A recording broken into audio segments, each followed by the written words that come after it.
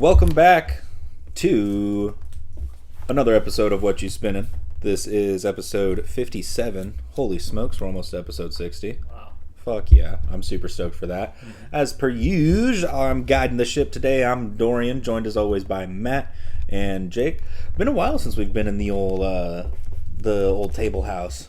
The old table the old empty tables stomping Right. ground. Thanks for having Nice. us. Hell yeah, it's good to be back here and Hell yeah. chilling with you guys as Yeah. always. We having a good weekend so far? Mhm. Straight chilling? It's good. Hell yeah. Hell yeah. Well, anything that y'all want to talk about outside of what we're talking about today, the albums wise? I think once again You aged. I aged a little Happy bit. birthday, Yeah, I belated. did. I'm a little bit older. Yeah, a little bit older. A little bit older. How was Not that? so How was much it going? wiser. It was good, man. It was sunny and beautiful. Got Oh, away yeah. from the smoke a little bit. A little bit. It was good. Nice. Getting cold. It was like cooler over there too, probably. Mhm. Yeah. Yeah. It was a scorcher. Got to wear the hoodie. There you go. I wore a hoodie that I'll bring up later in the cast and talk about a little story that Fuck related yeah. to one of the picks. So That's awesome. it's kind of good time. Yeah. Hell yeah. Hell yeah. Yeah, great picks this week. I think leading into some of the things we're doing, this is a great way to talk about. Yeah, for sure. This is, I think at the end of next week's episode, we'll announce what we're doing here in a little bit. At the end of next episode, we'll drop a little announcement of what we're going to be doing post episode 60. Some really fun, interesting things coming for y'all there. But if we don't have anything that we want to bullshit about other than this, let's dive right on in. Let's do it. Fuck yeah, Matt, why don't you take her away, baby boy? We're starting with my pick from 1984, a band called the Cocteau Twins. I believe they're from Germany. Yeah, Hell yeah. I believe so. We The like album's that. called Treasure. And like we were talking about earlier, the album cover is kind of unique. Looks like a dress, kind of a silhouette, Mad Max style. Yeah, we'll put it on. Obviously, it'll pop up, and I'll extend it a little bit here. In the comments, let us know what the hell you think it is. There's a lot. I wish I would have hit record literally 2 minutes before I did, because we were all over here at Matt's TV like it was a fucking boardroom for ESPN, trying to draft players. We're like, what the hell do you think this is? It's like a boardroom in there.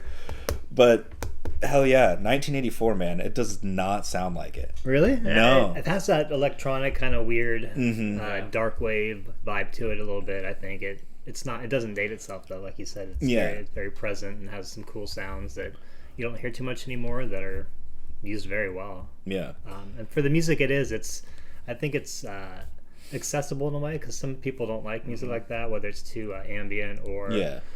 too long of a song or just not, I don't know, they can't understand what the person's saying. And when you combine all those things but do it in a way that's melodic and catchy, which this album does, anybody can listen to this and be a fan. Like you Oh, guys yeah. were saying, you guys enjoyed it. So what did you guys think of it? I loved it, man. It's one of those, albums that it just the sound of it, like you said. You kind of you were talking about Lisa Gerrard from Dead Can Dance, and I was like, that's exactly, that makes sense. But then you also just mentioned how this is more accessible for people, and I was like, yeah, exactly. If we're, just because you had made that comparison and it was recent in my head, and I was like, yeah, if we want to talk about, if we want to talk It's a apples, good comparison, pineapples, yeah. it is. I was like, Yeah. this is definitely more accessible, and it does kind of have a timeless feel. It could have come out yesterday, it could have come out in the 80s, which it did. I just felt the reason why I said it doesn't sound like 1984 is because it at least sounds something that was at least 10 years younger than it, because it was, that kind of genre wasn't really popping off, and then, I did end up looking them up because I was like, what the fuck? How, again, you made me think, how the fuck did Matt find out about this band? Yeah. I'll ask you that in 2.5 seconds. But so I looked them up, and they were the founders of shoegaze, basically. And I was like, okay, so that's why it's so old. But, because 1984, you think fucking Van Halen and Metallica and all that A lot stuff. of other genres going on, yeah. Yeah. 100%. So that's why I was like, what the hell? Definitely sounds like mid 90s. So that I loved it, man. It's great. There's a lot of good stuff going on in here. And this is their third album too. So Yeah. they had a few before this. So. Damn. Yeah, it's crazy. It's very dream pop. It sounds a lot like dream pop, Mm-hmm. and it feels like it's the first iterations of it. When I think of dream pop, first thing comes to mind is Beach House. Mm-hmm. And this sounds like it. This sounds a lot like Beach House before Beach House. Like it's like 20, 30 years after. Yeah. So it's very similar to that. It has very much like an opera kind of feel with her vocals. Mm-hmm. It's like angelic vocals too. Like her voice is really good. Mm-hmm. She does have a good voice. Her range is like really high. She can get really high notes. And yeah, you mentioned like at first it's kind of difficult to like understand what she's saying. Mm-hmm. But the more that you listen to it, you get used to it, and then you can kind of make out what she's saying. Mm-hmm. Mm-hmm. And even with that layered in, like all the background, like all the noises and the actual music itself, it's really good, really catchy. Also, Very. really catchy. That song, Lorelei. Yeah. That's where I was like, okay, this is like the song that like I heard from them. Right. 'Cause I feel like most people have heard of that from this. Yeah. I think it was a dance club hit, or at some point was popular in that area. Yeah. So that's where I got that from. But other than that, the full album itself, very unique, especially for the 80s. Like, it's nuts that it... Just to think about that it came out in the 80s. Like, it's very timeless still. It's still very timeless. And you mentioned, you know, like the fact that you can't understand really what's being said or whatever, but they're still catchy. We did our usual, you know, listen to a song off each album, and as soon as you put on Pandora, all three of us were just kind of sitting here like, yeah. We're like, ooh, what are you going to put on? And then it hit, like, you literally dropped the needle perfectly, and we're all just like, fuck yeah, good choice. Like, we're all sitting there vibing out to it. It's weird. And I love when music can do that, you know. It's got, like, some weird ethereal, eclectic kind of sound to it, but it's like, nah, this is actually badass. And so shout out to them for, you know, pioneering something like that, you know, way back then. And they thought this was one of their least good albums. Like, Yeah, I they saw were, that. Yeah, it's like, what? What? And I've listened to some of their earlier albums. Like I said, this is their third, so that a few releases before that. But I like this one, honestly. Yeah. And I think that's a lot of the fans. This is their favorite. Yeah. Brian Eno was recruited to actually help work on the album, and he's like, Shit. nah, they don't need my help. Damn. So that's cool. Wow. The Brian Eno's like, nah, they're good. Yeah. Because who knows? Yeah, that's fucking bonkers, Do actually. you know if he had any, like, not influence, but did he touch this? Like, I don't think did so. he have... No. Dang.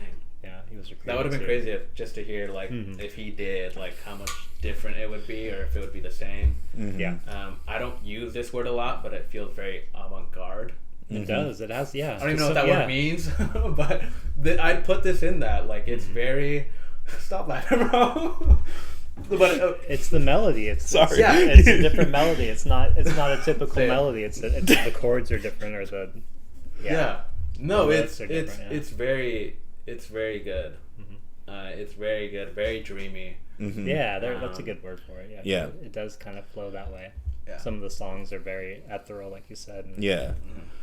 And that's the weird thing about it. Well, and it kind of, you know, I mention this all the time because I came to work and, like, the first thing I said, I was like, God damn, dude, that fucking Cocteau Twins album. You're like, you like it? I was like, dude, I fucking listened to it last night just chilling in my room, and I was like thinking that this, like, I was like, oh, these are particularly long songs.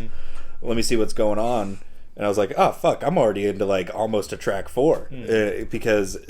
But it just captures you, you know, and it kind of does just, you know, kind of very floaty, very, you know, like Rainbow Road from Mario Kart 64 type shit, you know? You're just like, it takes you on a journey. It does. I agree. Some of the songs too are like,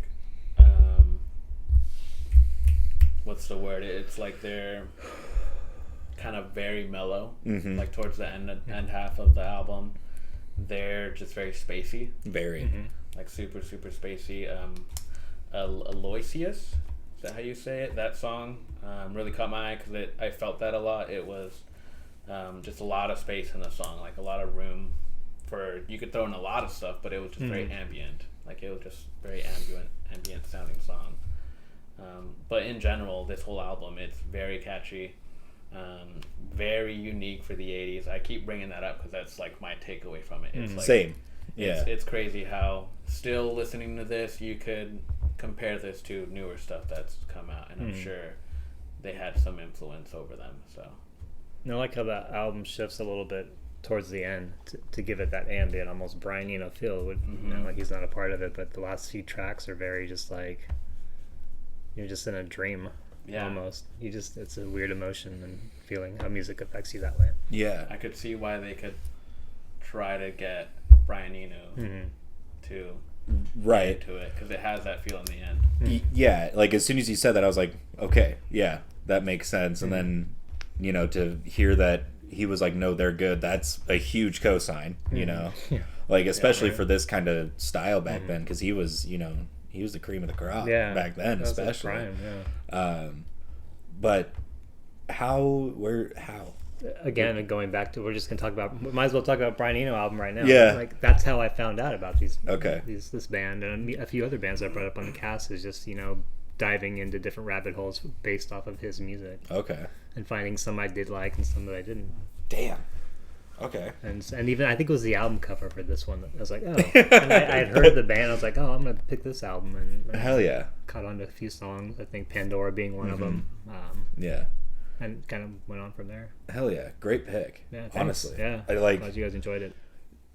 Like, I think I can't remember. I meant to go back and listen to when you brought this up on last episode, because I think Jacob even said, and I wanted, like, I might have to clip it or something. I'll have to figure out something and put it in here.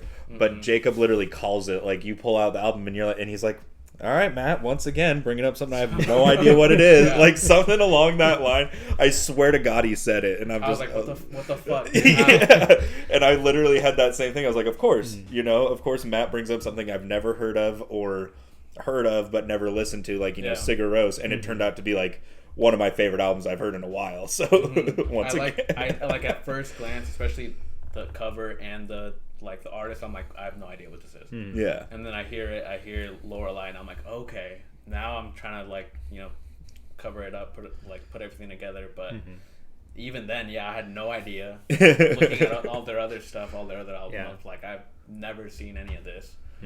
But really, though, thank you for bringing this up, because this is something that, like, I don't get into this genre a lot. Right. Dream pop, I do like dream pop, like more modern, but this sounds so modern still, and it being that much older, like, make me want to go into more of their discography. So definitely great pick. I liked it. What other albums of theirs would you recommend? Like, one other album of theirs? I don't know, man. I saw a lot that people liked the follow-up, like the one after this. It's like Red. Okay. That one. Yeah, this one came out in '90, and there's a couple on here that once you hear them, like, oh, I remember that song. Oh, okay. I've heard that on the radio before, and I didn't know it was them. I was like, oh shit, okay, Heaven or Las Vegas. I'll have to check that one out. That sounds. And then a few like the Moon and the Melodies, like some of their earlier '80s stuff. Oh, cool. Yeah. Okay, hell yeah. But by far, I feel like this is the more accessible, catchy. I don't know. Yeah. Come back and listen to it over again, and not, you know. Oh yeah, yeah. Some of this. A couple of tracks on this made it to my personal playlist that I just chuck stuff into. Oh, yeah. You know, I made like a playlist of like mix of everything I listened to, and then now it's just like I hear something cool I like, and it just turns into whatever. That's cool. I think it's crazy that, because I was reading on it, and they had interviews where the bassist and guitarist, they hated this. Like, they hated the album. Yeah. What the hell? Like, they said it was like an abortion of a project. Yeah, it's like terrible things about it. Damn. But, like, everyone likes it. Like, it's, like you said, it's probably their most successful or, like, most loved by fans. Feeling that way, I wonder how they performed it live, you know? Yeah. If they ever did tour a lot and people wanted to hear that. Yeah, fuck. Not a lot. Yeah. Like a 2-day tour to support the album and then just get rid of it. Lucky to get one song from Treasure. Yeah, exactly. It's like Undertow nowadays. Yes. Fuck. Well, do we want to top 3 it up? Or? We'll do it. All right, kick us off, buddy. Starting off with the honorable mention, Otterly for me.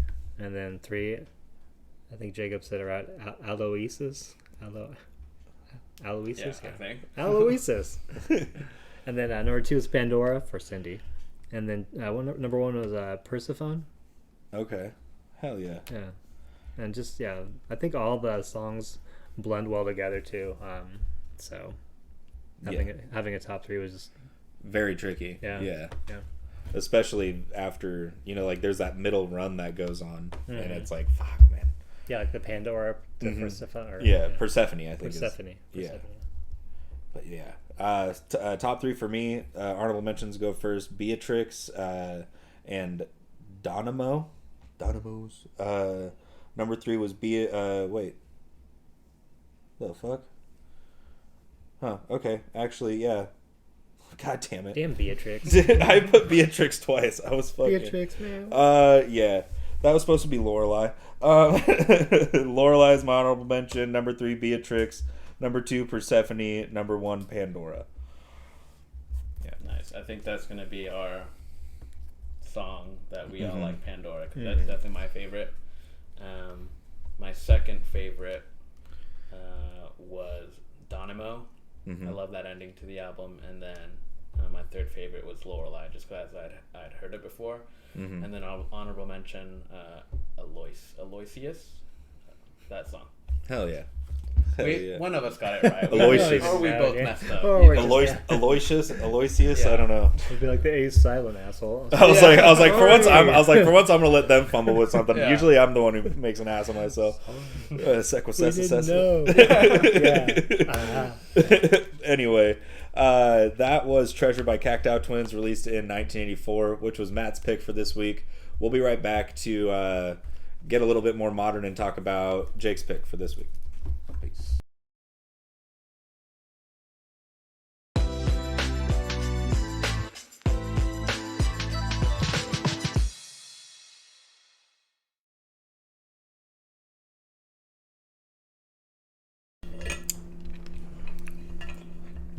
It's a cigarette coming out of an orange. What the fuck? I thought it was like a katana. Is it an orange? It's not an orange. It's the moon, isn't it? The sun. Or it is an orange. No, dog. It's an orange. That's a dead ass orange. There's the I see I see the little. And that's like the butthole. You know, like the green thing on an orange. Yeah, I see the pores of it. Yeah. It's the asshole of the orange. Well, I think it's supposed to be a moon sphere. Well, hey. But yes, they did use an orange. It looks like. Oh yeah, I know. Okay, I know it's supposed to be. Yeah, you can't. You won't. Or it's Mandarin. Clearly, this artist is, kind of a goofball with some of the interludes and outros on this album. I guess I'll take this out. It's the presentation. We're back to talk about Jake's pick for this week. We just wrapped up talking about some very eclectic shit from 1984 with Cocteau Twins' Treasure. Matt's pick for this week. I'm going to go ahead and Pele kick it over to Jake to introduce his pick for this week. Got it. So, Quelle Chris and Chris Keys. There's a glare. Innocent Country 2. Follow up to their first one that they made in. I don't know when that one came out, but this one came out in 2015, I think. Okay. Yeah. Nice. Matt with the alley-oop, that's what it looks like. Pretty neat. It's like fucking cotton gross. candy. It's awesome. I want to chomp it. I know, I'm hungry. Came out in 2020. Their second collab together. Mm-hmm. Detroit native Quelle Chris and Chris Keys, producer, coming back together to make another album. Definitely, I feel like one of his more, easier to get into albums. But definitely one that caught my attention when I first listened to it, just because the track list, the features, everything on it. But yeah, what are y'all's thoughts on it? Yeah, there's a lot of features on here. I never listened to Quelle Chris before. I always liked the name, the way it's spelled. And I always seen things about him, but never dove into the catalog. This is a cool album. I like the album cover too. We were talking about that a minute ago. The sun, the orange, the butthole, whatever it is. Yeah. The butthole of the orange. I wasn't just mentioning anuses to mention anuses. Well, you weren't there. I was just saying, you know what I'm talking about. I like his voice too. We were talking about his voice even before the podcast started. It's very, just kind of raw and scratchy. Yeah. Almost a little bit. Yeah. This was the first time hearing a full Quelle Chris project for me, but I got introduced to him through his feature on Shiny Brush by Makami. Which I love that song. He has a great feature on that. And then wasn't he was just on something that came out that he was on Maps. He was on Maps. That's yeah. right. Yeah. He's like all over their stuff all the time. Yeah, he does stuff within that like Griselda or Griselda adjacent kind of rap realm. So I had heard a couple of things by him, never a full project of his, and he's very, very interesting guy. It makes me want to listen to more of his shit because of how, you know, him and Chris Keys worked together on this, obviously, but the way, like, his music's just interesting in a way, and then of course his voice and everything like that. But he's got good bars, good rhymes, you know, but it's just he's again, to use the word, he's very eclectic and out there in a way. No, he's very much like in the underground. Definitely one of the artists that doesn't get a lot of attention, I feel like. He is on a lot of stuff, like I see him on a lot of projects. He's on Maps. He always works with Billy Woods and Elucid, Earl Sweatshirt, like a lot of those guys, and like I guess underground hip hop he collaborates with. But this one's definitely one of his easier albums to get into, just because it's more recent and with the features on it. Chris Keys, his production, it's very sounds like very fundamental hip hop. Like it's not too abstract, it's not too crazy. It's just like really solid beats that anyone can hop on, and that's why on the like track list, like there's just so many people on it. You're going down the track list and you get to one song that has 5 motherfuckers on it, and it's only 4.5 minutes long, and you're like, what, does someone just come on and sneeze on the track? Like I didn't even hear that person on there. It took me 3 listens in order to finally be able to pick out Billy Woods, because he has like not the longest part on that, you know. Exactly. That's one song in particular. There's a lot of people on it, and every song, there's like 2 or 3 people on it. Like, you know, Pink Seafood that we brought up before, Billy Woods, Earl Sweatshirt, someone that we haven't talked about a whole lot. He's also on this, so definitely when I first heard this, it got me more into those types of artists because I hadn't listened to them. But bringing them all together on this, it's a really good just hip hop album. Like you could just hear it. Any song's got good beats, good bars. The sampling and the beats are also cool, like 70s kind of throwback vibes to them a lot. A lot of the songs felt that way to me. Some of the instrumentals too, the way the beats are structured. Like really jazzy. Really jazzy. 100%. Yeah, and it kind of sticks to a central theme, which, you know, kind of makes sense. It introduces itself kind of in a concept album kind of way. But, you know, usually with, you know, rap projects, there'll be mellow stuff kind of throughout, and then it'll switch to, like, you know, there's a lot of songs that are, you know, a little bit more like aggressive or whatever, and there's only one song on this that I would even consider that, and it's the Bottle Black Power by whatever what's the rest of it? I couldn't fit it in here. God damn it. Is it I got it right here, Bottle Black Power by The Business. Yeah, by The Business. That's a long title. And that's like the only one that was really like, you know, kind of, I don't know, like, for lack of a better word, aggressive, because the rest of it was very mellow, you know, kind of like just vibing out kind of music. So I thought that was cool to have that consistent theme throughout, and then to have it kind of introduce itself as a concept album as well. It is very much like a concept album, because like you listen to the intro in the first half, it kind of sounds like it's like a screenplay for like a TV show. It's kind of weird. I was trying to look into it more. I don't know if it was like a soundtrack to something, but I couldn't find anything. But it is very much like a concept album. It's very melodic too. Like in this album, you hear a lot more singing, not only from the features, but from Quelle Chris. He's actually singing a lot more. On Sudden Death, right? With the that's a cool song. I like that one. That was. I like a singing Quelle. There's not a lot of hip hop. If you hear like a lot of like actual like live singing on it. So he does that a lot on this, all throughout this. One song that I did want to bring up that's always been a favorite of mine is Mirage. Just for Earl. We haven't brought up Earl Sweatshirt. Surprisingly, I haven't brought him up, but he's definitely one of my favorites to come up in the last couple of years. His verse, real quick, it just says, I thought I saw a fountain. I thought I saw me on the other side of the seesaw mounted. bouncing on the up and up, counting downers. Like he just keeps. Yeah. It sounds like he could just flow like endlessly. Yeah. Like you give him a beat, he won't stop. Right. Well, and I'm sure he'll come up once him and Al put that album out that they just announced earlier this week. Yeah, that's gonna be pretty sick. Yeah, people have been waiting for that for years, like a decade. Because they've been working together forever. Then also Earl hasn't put out a solo album in fucking forever. Yeah, he's been going. That's the comparison. I was waiting for Earl to come up organically because you mentioned him at the beginning.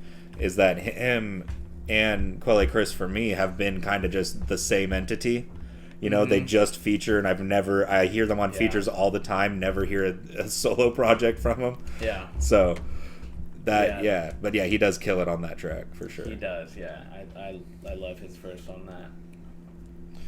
Hell yeah! This was your first introduction to him outside of Maps. Yeah, besides the Maps feature. Yeah, so we're kind of in the same boat there. Yeah, but I dig his voice, and his rhymes are accessible and fun to listen to. Yeah, I had never heard of Chris Keys either. Like I'd never even heard the name. Has he produced? He's done a couple other songs. I've heard some of his other songs. He works a lot with Quelle Chris. Okay. On his album, I forget the name of it. It has like very long names. Gotcha. But it's one that I sent earlier in the week. Oh yeah. Okay. That Al produced. He does production for him on that album. He has also solo projects that I haven't listened to. Oh, okay. But I want to, just because off of this, I like his style. Oh yeah. What he's doing. Same here. Yeah, it'll be interesting to see, kind of, especially if they keep working together. I'd be interested to hear more, and maybe more in the Innocent Country series if they continue to do that shit. Yeah. Yeah, but if no more thoughts, we can go into top threes. Let's go. Top three honorable mention. I'm gonna go Mirage. It's a very beautiful song. I like it. Top three. I'm gonna go Outro. Honest.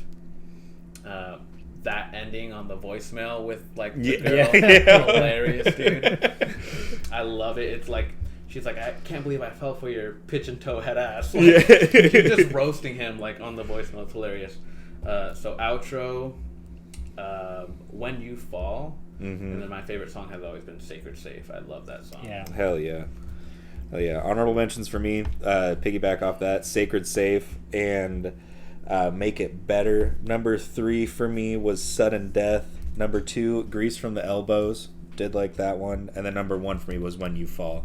Kind of liked how it just kind of had like a familial kind of vibe to it. Everybody and their grandma's just hopping on. Fucking. And the beat switch on it. Yeah. Yeah. It's good. Yeah, I loved all the sampling and everything on this. Honorable mention, Black Twitter.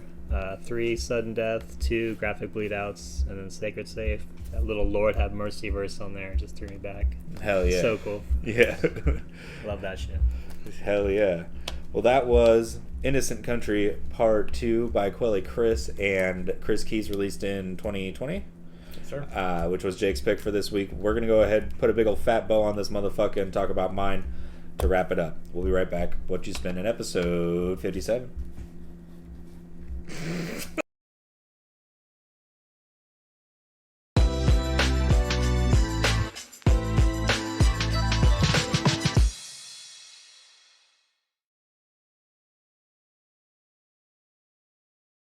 No. Gavin. Oh, God. As I was leaving, he was like, God. it's like, tell myself, what's up? He was about to play some Diablo.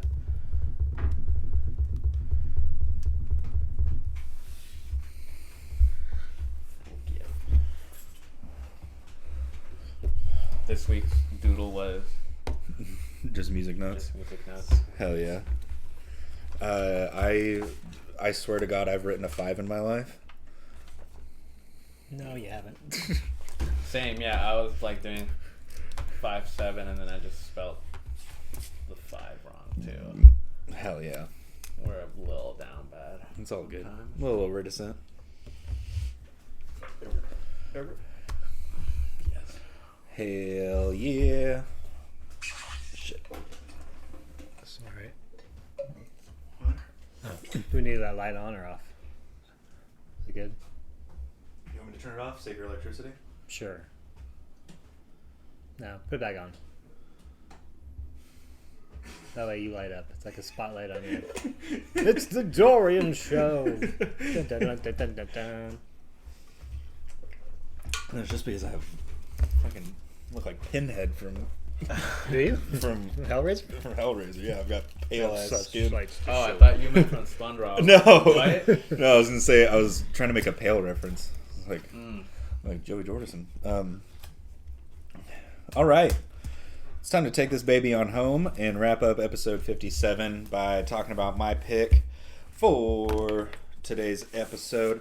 And I went back just a couple of months to May of this year to bring up Sleep Token's third album, Take Me Back to Eden. Couldn't tell you what genre they wanted to call this, but it's certainly something. Got a lot of elements of a lot of different stuff. Electronic, some rap influenced kind of shit. A lot of metal influence and, kind of spooky stuff. So I'll put a sock in it for now.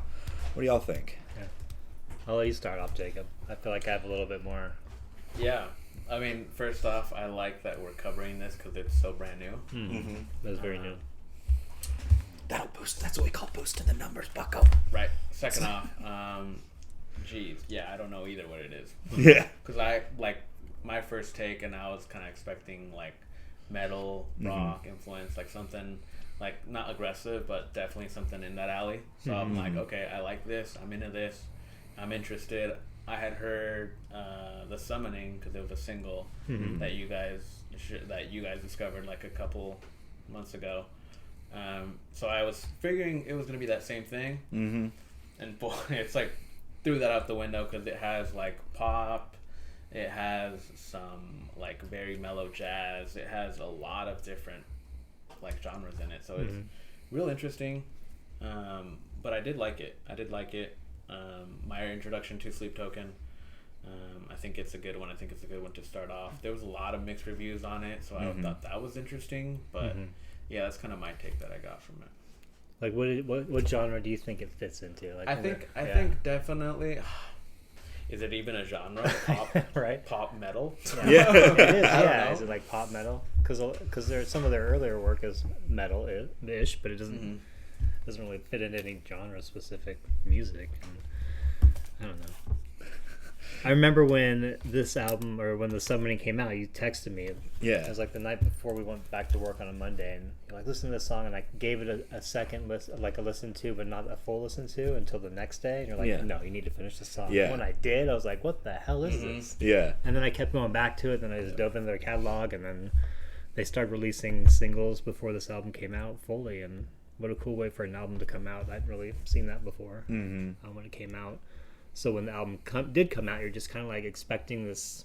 I don't know what I was expecting, but it delivered on a lot of the things I was expecting. But it's weird to have an album not be released fully, just kind of a little bit at a time. Yeah, I think it's a cool. Yeah, they dropped half of it in singles basically, and then the rest of it came out, and it was, as you both kind of said, they kind of dropped a couple of songs that kind of showed what it was going to be, and then as you said, it was just what the hell is this? Yeah, because The Summoning has so many different elements of what they are. I feel like that metal aspect, that jazzy, soulful aspect, that poppy aspect is all into that song.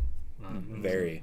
And it's a long song, but yeah, one of my favorites for sure. Absolutely, and a good way. That song I felt was the most single song representation of what the album was really. Yes. However, not to the fullest extent, because it's got that groove, and you don't expect it to get super mellow and melodic and Are You Really Okay, songs like that. Yeah. And then the 1975 shit with Do You Wish That You Could Love Me and shit. Yeah. It's what the which showcases the uniqueness of what they're trying to do and not sound like everything else. And yeah. like you said, a lot of the reviews are mixed about this album, and you read them and you're like, well, you can't fit them into that genre, because if you do, then you're going to have those opinions about them because they don't fit into that genre. They're not a metal band. You can't put them in that genre and then bitch about them. And I think they're very much kind of you could say it's a metal album per se, but they're getting away from that, with the poppier songs and those songs that Don't You Wish You Could Love Me, and then also Aqua Regia, Mm-hmm. also super poppy. It's like some of these songs, yeah, you can't like pigeonhole it into just being metal, and I like that they're like kind of diverting, I guess, different from that. It's kind of different from that. Mm-hmm. With the summoning, like it has that metal, and you're like, yeah, this is fucking badass, and then you hear the second half, and you're like, oh, okay, it's like really toned down. Mm-hmm. So it has those both sides that is unique. You don't really hear like not only metal artists but also like pop artists doing that. Mm-hmm. So I don't know where they're fitting into, but yeah, I like that they're doing their own thing. Yeah, and you know you hear like beat switches and shit in hip hop all the time, and you know like breakdowns and metal, but that's like staying within the genre of what's already been established. You know, it's like, hey, you're listening to deathcore, yeah, there's going to be a breakdown in, you know, about 15 seconds or whatever. You know, indie music, they'll do like little instrument breakdown, like, but it's always within that same realm. Right. This, you get like 5 minutes of a dude at a piano, and then the last 2.5 minutes are just like insane, and you're like, what the fuck is going on here? Like, and there's like songs that he's like screaming and doing like screamo, and then there's songs with like auto tune, and it's like a lot more like singing. So yeah, it's fucking crazy. It's crazy. Very. I'm glad that you liked it. I was almost nervous. I was like, Jacob might hate this. No, you might not like this album. I like when things are like very different, out of the norm. So this is definitely it, because they have that metal aspect, but it's also very poppy. That's why it surprised me. I'm like, this is like a lot less than what I was expecting. Not in a bad way, but just different from what I was used to with, especially with your picks. So I'm like, okay, this is with the name like Sleep Token. This is gonna be fucking badass. But it's still really good. Still really good. Chokehold, like that's like a signature metal song that I was like, okay, like this is what it's gonna be, especially it being the first song on the album. Yeah, it's a good way to draw you in. Yeah, that it really kind of the kind of feel throughout the album kind of just ranks up, you know, for a little bit. It kind of, you know, the summoning being the caveat to that, because it's, you know, right at the beginning, but it's kind of got a, you know, storyboard mountain, you know, that your teacher used to draw in fucking 8th grade English. It does very much have that feel where it's like, all right, very interesting. But I'm glad that y'all liked it. Matt, I knew you would. Yeah. And some of the songs do get soft too, but they always have that epic uplift to it. Even Are You Really Okay? As soft as that is, it has that epic build towards the middle end of it. Yeah. I love that about this band and about this album in particular, that a lot of the songs have that heavy hitting part at some point in the song. And you're just kind of waiting for it. At least I was on a lot of the songs. So I love that about this album. And it's unique, and, you know, fuck the reviews, fuck the critics. I think a lot of people look too much into this album and don't see it for what it is. Yeah. I mean, it's just a fun mix of different genres and a band being unique and doing something different out there. Like, why sound like everybody else and make another metal album or another epic metal album or another, you know, theatric metal album? You know, just throw it all in there. Do your thing. Yeah. And there's a certain mystique behind this band with, you know, whether they disguise themselves and nobody really knows who they are on stage, or even how they became a band and whatnot and what they believe in. So I think that adds to the lore of the band and definitely is appealing to me in a sense. Yeah, I like that they have like math. And like that, this is like early days of Slipknot where no one knew who they were. Like that's where we're at right now. It's like no one knows who these motherfuckers are. There's so many theories of some, like the singer being from some other like modern like metal bands and stuff, but really have no idea. But I'm glad. Shout out my homie Genevieve out in Florence who fucking sent me the summoning, because that started this whole thing. Yeah. She was like, what have you been listening to lately? I was like, blah, blah, blah. She's like, here you go. I was like, all right, thanks. I'm going to go ahead and nerd out about the song for up until probably September. Yeah. And then it's like so fresh too. It's just like a breath of fresh air with like how new it is. Yeah. Especially because, it lets you form how you feel about it, like what your opinions are about it. Yeah. Like Vor, that song is like fucking badass too. Yeah. Vor is sick.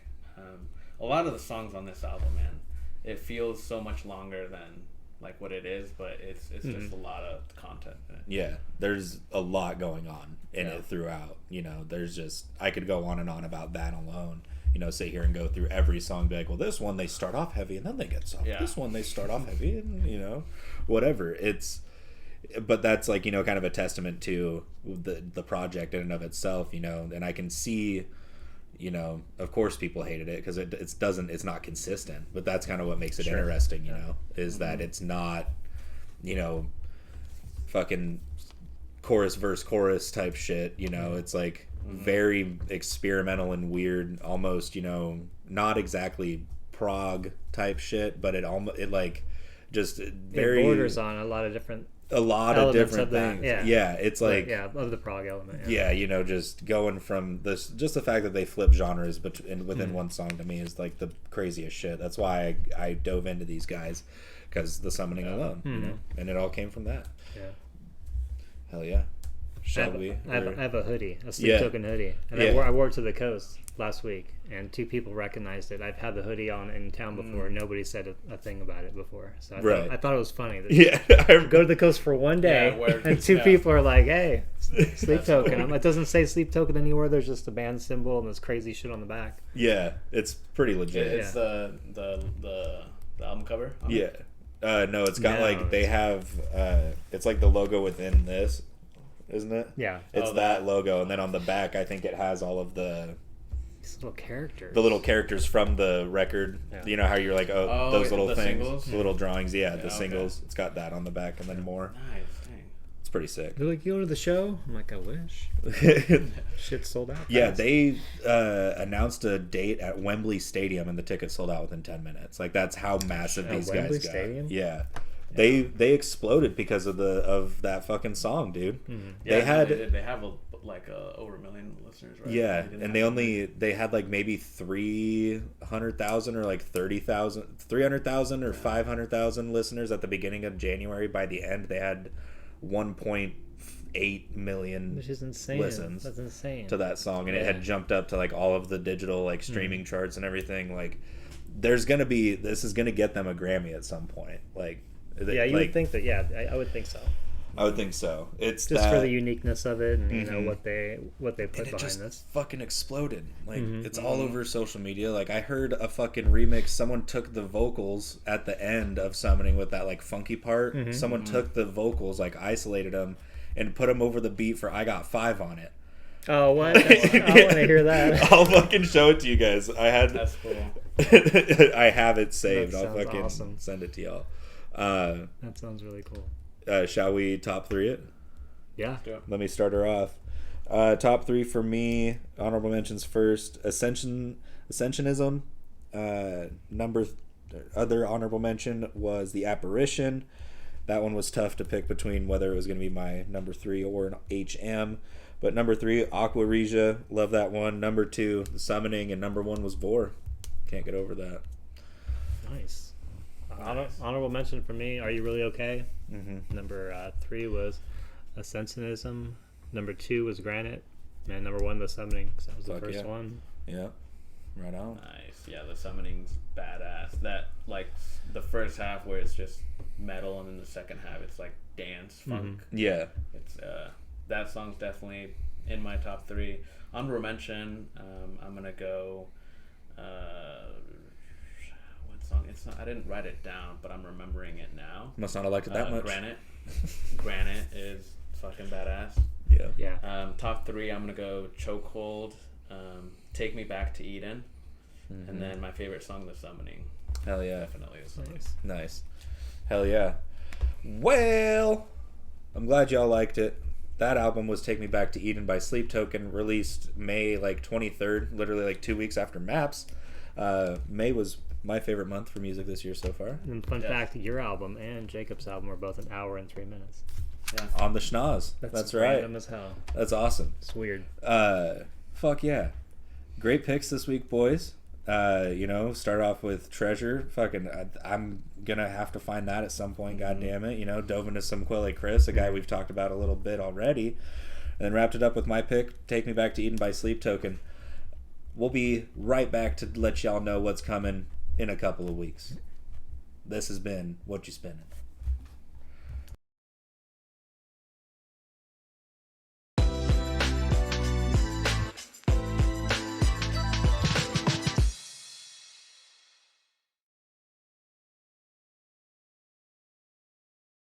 The man. Okay.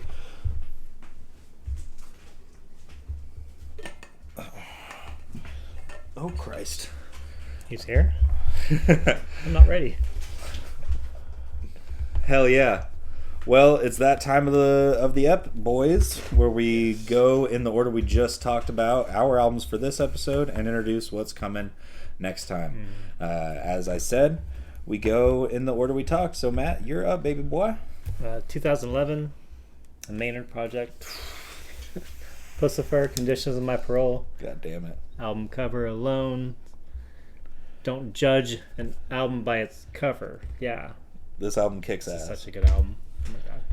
I almost brought up C is For, honestly.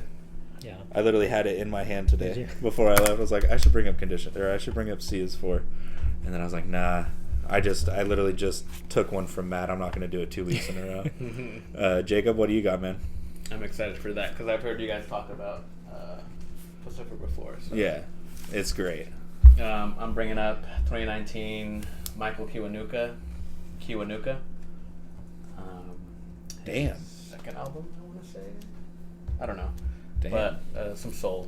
Hell yeah. Some funk. It's good. Hell yeah. I am going kind of palate cleanse, I guess. If that's what you want to fucking call it. If I can get it out of here. I'm going with For Emma Forever Ago by Bon Iver.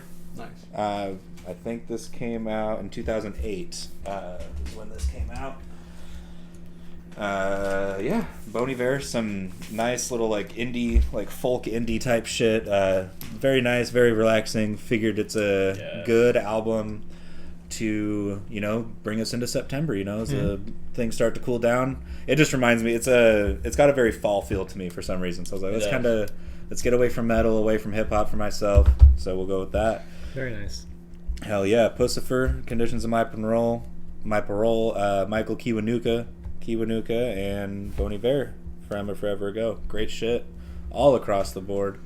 We'll be back in a couple of weeks for episode 58 of Whatchu Spinnin. At the end of that, stay tuned for the end of that episode. We're going to talk about some pretty cool shit coming down the way. But y'all motherfuckers gotta wait. As per usual, I'm your host, Dorian Dilly, joined as always by Matt and Jake. Go ahead and tell the people later, because this has been Whatchu Spinnin, episode 57.